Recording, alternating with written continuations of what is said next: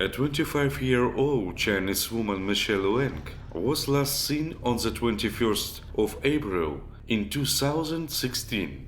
That day the girl went shopping to the business district of Sydney. A few hours later, Michelle disappeared without a trace, and shortly after the terrible truth came to light.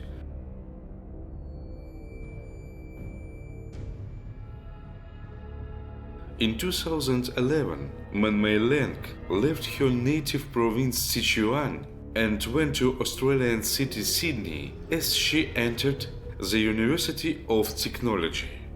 After the death of Michele's father during the earthquake, her mother Mei Jiang worried about the fate of her beloved daughter. The woman hoped that Michelle would be completely safe after moving to Australia to live with her relatives.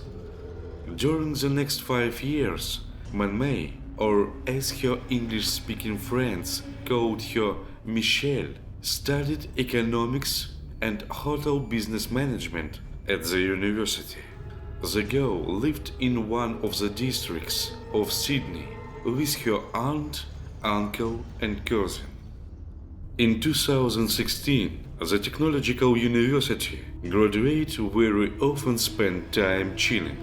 Michelle loved walking in the fresh air and from time to time visited new interesting places.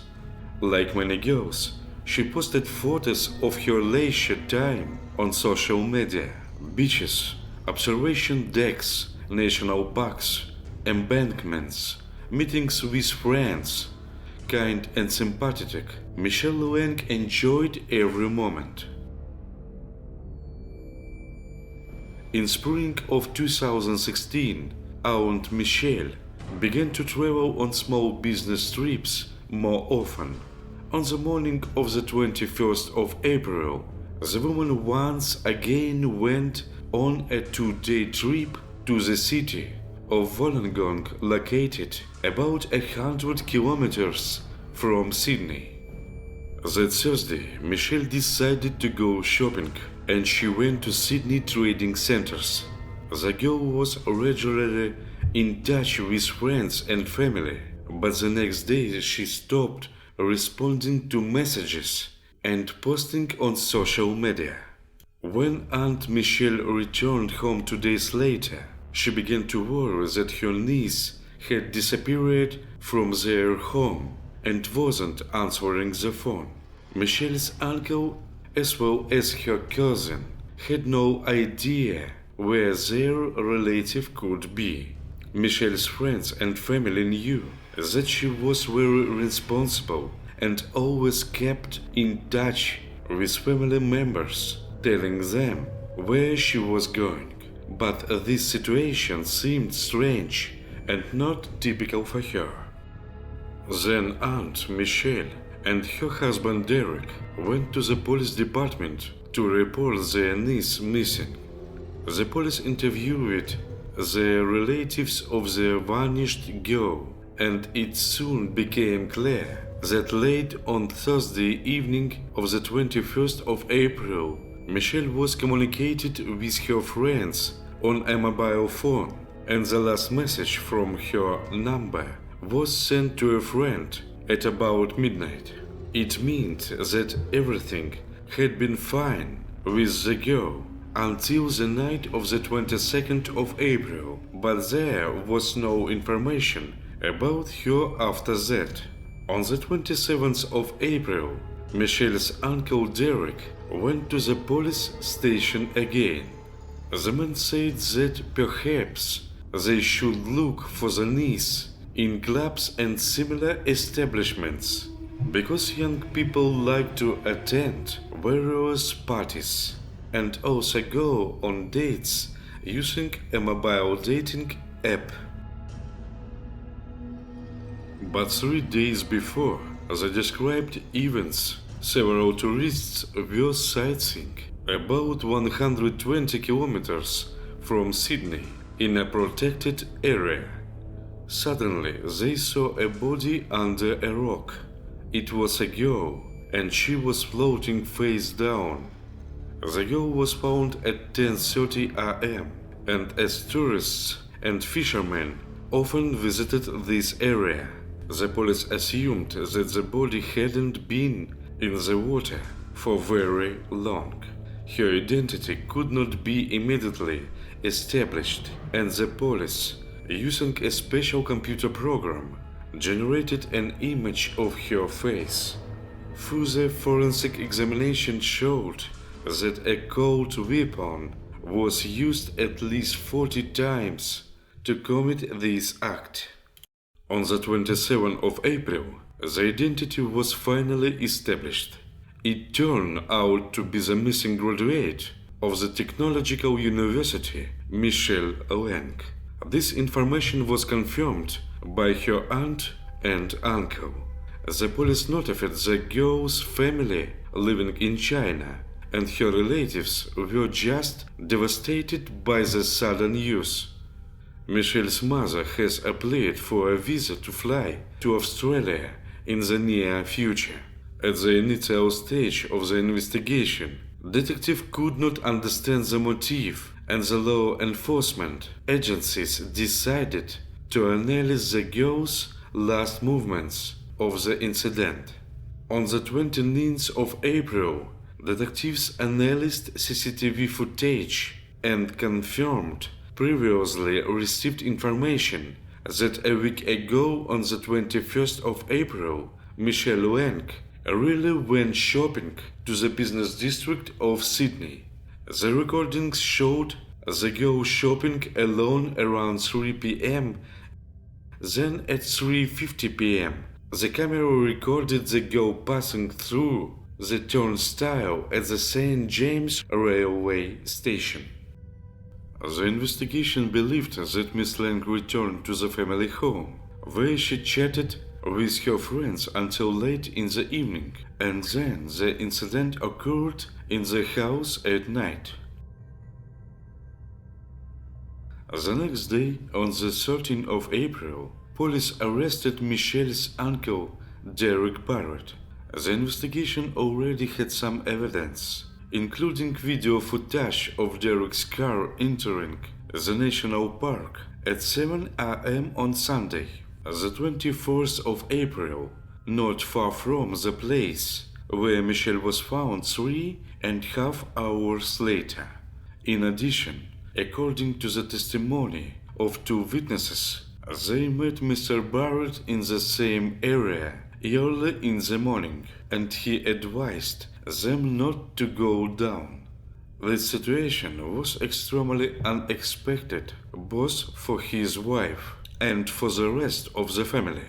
No one could believe that a person close to them was capable of such a thing, and all this time he pretended and worried. 27-year-old Derek Barrett was only 2 years older than Michelle. He was not a biological uncle for the girl, as in 2012 he married her aunt, who already had a grown-up daughter from her first marriage. Mr. Barrett was one engaged in entrepreneurship in the field of information technology, but at the time of the incident he was not working anywhere. As a result, the man confessed to what he had done, and in December of 2017 he was sentenced for a 46-year term. It seems that the story should have ended there, as Barrett received a huge sentence, if not for one strange event that baffles the investigation to this very day.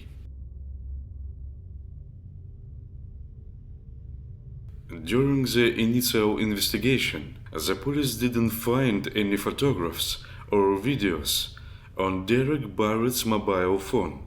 At the time of the court hearings, it became known that the defendant had cleaned the phone's memory before his arrest.